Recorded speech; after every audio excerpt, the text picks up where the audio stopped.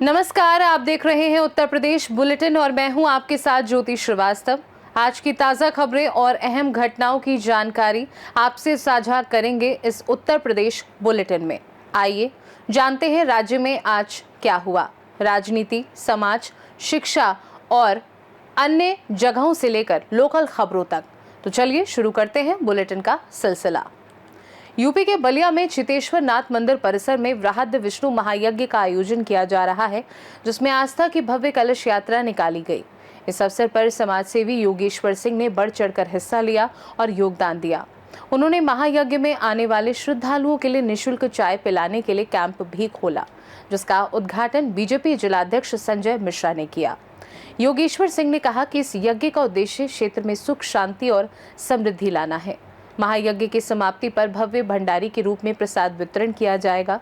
उन्होंने लोगों से आकर पुण्य का भागी बनने की अपील की है। इस अवसर पर इन्होंने युवाओं को लेकर कहा कि इनके बेहतर भविष्य को लेकर हमेशा एक से बढ़कर एक अनोखा कदम उठाते हैं। देखिए, सन 84 के बाद इतना बड़ा महायज्ञ, विष्णु महायज्ञ चितौनी में हुआ नहीं।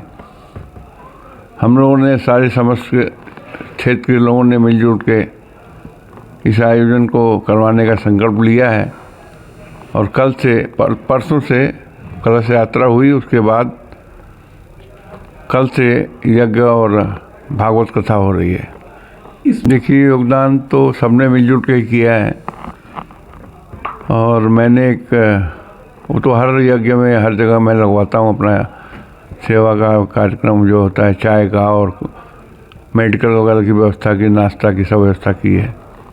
सर, आपने पहले भी दिखाया कि यहाँ पे एक प्रवेश द्वार नहीं था, आपने एक भव्य और एक सुंदर प्रवेश द्वार भी बनाया। क्या आगे भी कुछ मन में है कि महादेव के लिए और भी कुछ करने की आवश्यकता है? 2022 में मैंने ये गेट बनवाया था चितौनी का, बहुत भव्य गेट है। वो जयपुर से कारीगर आए थे, उन्होंने बन के मिल के यहाँ बनाया था। आगे भी कुछ है कि कुछ और भी सुंदरीकरण के तौर पे? नहीं, सामाजिक कार्य तो चलता ही रहेगा, इसमें हर साल कुछ न कुछ होता रहता है। सर, आप एक बड़े समाजसेवी के तौर पर भी आप जाने जाते हैं और तमाम यहाँ क्षेत्र की जनता के लिए करते भी रहते हैं, युवाओं के लिए और खासकर क्योंकि आपका इलाका जो है काफ़ी पिछड़ा हुआ इलाका भी है, तो यहाँ युवाओं के लिए और बच्चियों के लिए कोई बड़ा प्लान आपके पास जो आप चाहते हो कि हमारे क्षेत्र की जो युवा हैं या बच्चियां हैं वो आगे बढ़ें, उसके लिए किस तरह का प्लान है आपके पास? देखिए, मैं तो यहाँ के जो अभिभावक हैं बलिया ज़िले के, उनसे यही अनुरोध करूँगा कि अपने बच्चों और बच्चियों को पढ़ाने में विशेष ध्यान दें, क्योंकि बलिया की शिक्षा व्यवस्था बहुत ख़राब है।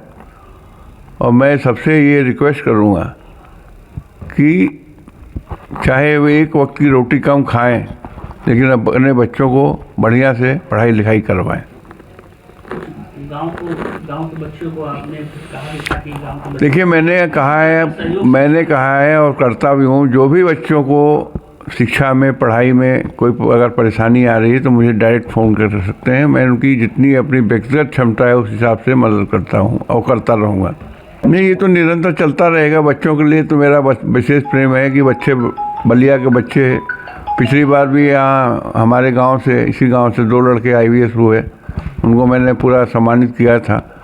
तो अभी भी पिछले साल लड़की हुई हमारे IAS टॉप की है, उसको भी मैंने बातचीत की और अभी सम्मानित करूँगा। तो मैं बलिया चाहता हूँ कि पढ़ाई लिखाई में अव्वल जिला बने और मैं अपने व्यक्तिगत रूप से जो भी प्रयास कर सकता हूँ वो करूँगा। बलिया से सीनू संवाददाता आनंद दुबे की रिपोर्ट। बरेली में अब कैंसर के इलाज के लिए विश्व स्तरीय सुविधा उपलब्ध होने जा रही है, क्योंकि शहर में एक नई स्पेशलाइज्ड रेडिएशन ऑन्कोलॉजी OPD सेवा शुरू की गई है।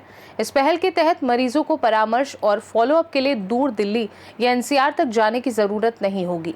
सेवा का शुभारंभ वरिष्ठ विशेषज्ञों की मौजूदगी में किया गया और यह हर महीने के दूसरे बुधवार को उपलब्ध रहेगी, जिसमें प्राथमिक परामर्श और फॉलोअप दोनों शामिल होंगे। विशेषज्ञों ने बताया कि बढ़ते प्रदूषण और अस्वास्थ्यकर जीवन शैली के कारण कैंसर के मामले लगातार बढ़ रहे हैं और आधुनिक तकनीक तथा विशेषज्ञ परामर्श से समय पर प्रभावी उपचार संभव है। रेडिएशन थेरेपी के महत्व को भी रेखांकित किया गया, जो मरीजों की जीवन गुणवत्ता और उपचार के परिणाम दोनों को बेहतर बनाती है। स्थानीय डॉक्टरों, सामाजिक कार्यकर्ताओं और स्वास्थ्य क्षेत्र के लोगों ने इस पहल का स्वागत किया। आप बरेली शुरू कर रहे हैं, किस अस्पताल में कर रहे हैं और किस चीज़ में रहेगी आपकी ओपीडी और किस किस तरह के मरीजों को देखा जाएगा? वेदांता हॉस्पिटल में शुरू कर रहे हैं। महीने के दूसरे बुधवार को 11 बजे से 2 बजे तक हम लोग ये ओपीडी करेंगे। इसमें मुख्यतः जो जोर होगा, मुख्यतः जो ध्यान होगा वो कैंसर के पेशेंट्स के लिए होगा। कैंसर के जिन पेशेंट्स को डायग्नोसिस की, ट्रीटमेंट की ज़रूरत है, किसी तरीके के और सहयोग की ज़रूरत है, वो हम लोग इस ओपीडी के माध्यम से करेंगे। और भी अगर कोई पेशेंट आना चाहता है और मैक्स में जाकर इलाज करना चाहता है या बरेली से अच्छी सुविधाएं चाहता है, तो उसकी भी जो सहायता होगी वो हमारी टीम करेगी। कैंसर मरीजों का इलाज बरेली में ही होगा या यहाँ ट्रीटमेंट चेक करने के बाद? सर देखिए, कैंसर मरीजों का इलाज बरेली में भी संभव है, लेकिन ऐसे मरीज जिनका इलाज संभव नहीं है या जिनको बहुत ही एडवांस टेक्निक की, रेडियोथेरेपी की, कीमोथेरेपी की, रोबोट से सर्जरी की आवश्यकता है, जो अभी बरेली में अभी उपलब्ध नहीं है, धीमे धीमे उपलब्ध हो रही है, तो हमारा प्रयास तो उन्हीं पे रहेगा कि अगर वो इस सुविधा का लाभ लेना चाहते हैं, इस सुविधा से अपना ट्रीटमेंट कराना चाहते हैं, तो वो वहाँ जाए। तो यहाँ पर हो सकता है, जरूर कोशिश करेंगे कि यहीं पर हो जाए। आयुष्मान सुविधा रहेगी सर?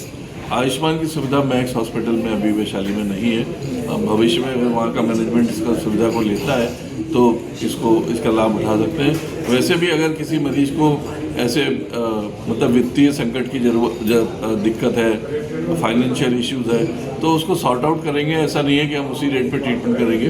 उस मरीज का जो गवर्नमेंट के रेट होते हैं, गरीब परिवार है तो जो गवर्नमेंट के रेट होते हैं उसमें भी ट्रीटमेंट करने की हम लोग कोशिश करते हैं।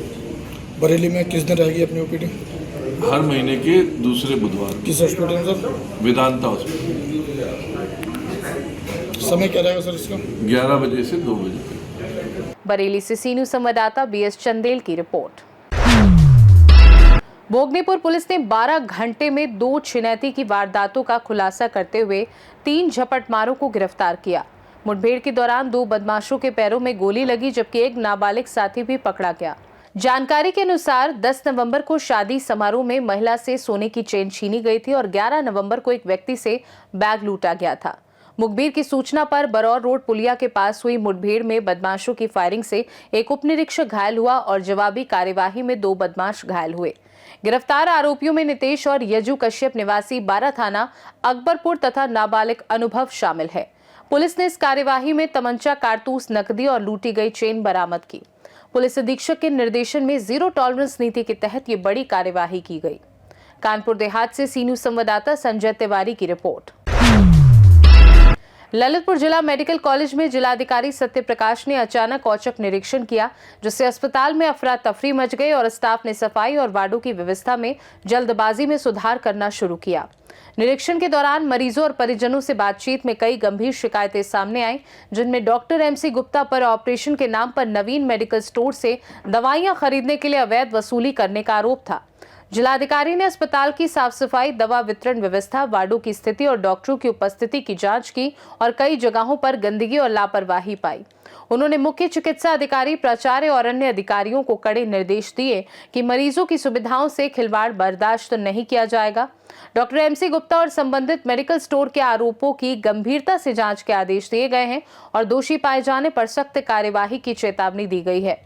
निरीक्षण के बाद मरीजों और उनके परिजनों में राहत की उम्मीद जगी है कि भविष्य में इस तरह की लापरवाही और अवैध वसूली पर अंकुश लगेगा।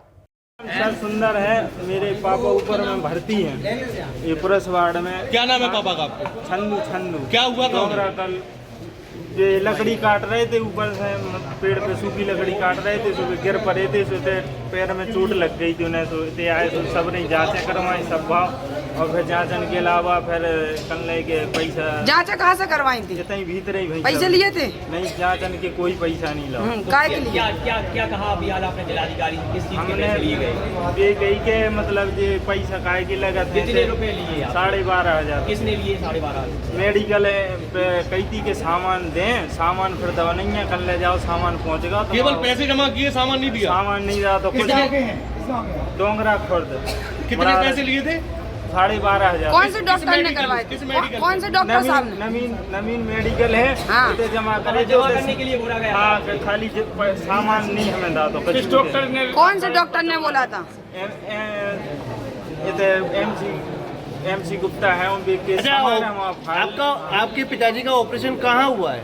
इतना ही महिला जिला हाँ मेडिकल कॉलेज हो चुका, ऑपरेशन हो चुका। हाँ ऑपरेशन होगा। अब क्या कह रहा है ये लोग? अब कुछ नहीं कह आज प्रिंसिपल मेडिकल कॉलेज CMS साहब के साथ हम लोगों ने निरीक्षण किया है जिला अस्पताल में। तो जैसा कि आप सभी लोगों ने भी देखा, सफाई व्यवस्था ठीक मिली, रजिस्टर वगैरह भी जो मेंटेन होने हैं पेशेंट्स के वो भी मिले।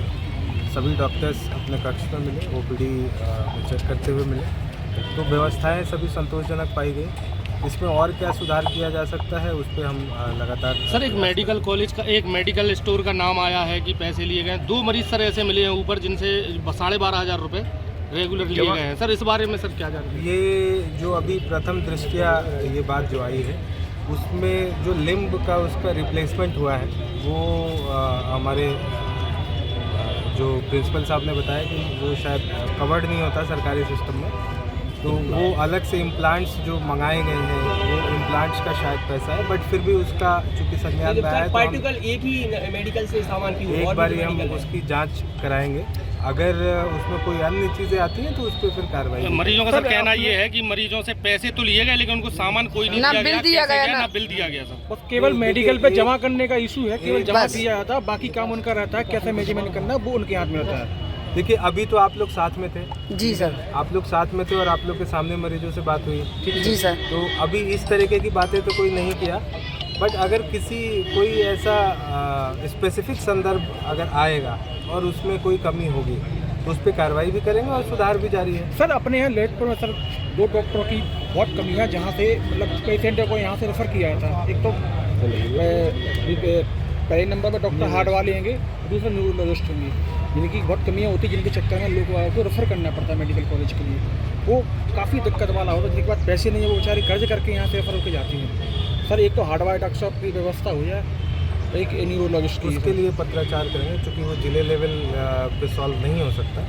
तो जो चीज़ें हम लोगों के स्तर पे अभी तत्काल सॉल्व हो सकती है वो तो करेंगे, और जिसमें पत्राचार की आवश्यकता है वो भी करेंगे। जहाँ तक आपने दवाइयों की बात की, तो दवाई रैंडम आधार पे एक पर्चा, जो ये बात आप लोगों में से कुछ लोगों ने बोला कि दवाई शायद बाहर से है, बट जो पर्चा लिखा जा चुका था वो पर्चा देख के हम लोगों ने स्टोर में वेरिफिकेशन कराया, तो दवाइयाँ सारी स्टोर में अवेलेबल हैं।